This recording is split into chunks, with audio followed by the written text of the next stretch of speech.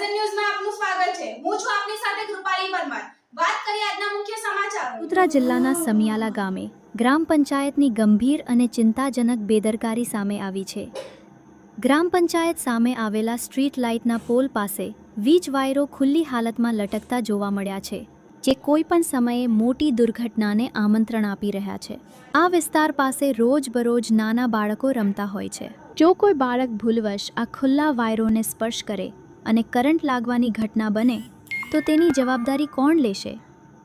શું ગ્રામ પંચાયત કોઈ નિર્દોષ બાળકની જાન જાય ત્યારબાદ જ જાગશે? સ્થાનિકોનો આક્ષેપ છે કે સમિયાલા ગામના સરપંચ અને તલાટી સંપૂર્ણ બેદરકાર બની ગયા છે।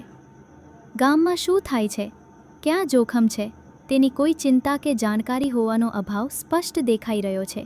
પ્રશ્ન એ છે કે શું ગ્રામ પંચાયત કોઈ મોટી જાનહાનિની રાહ જોઈ રહી છે?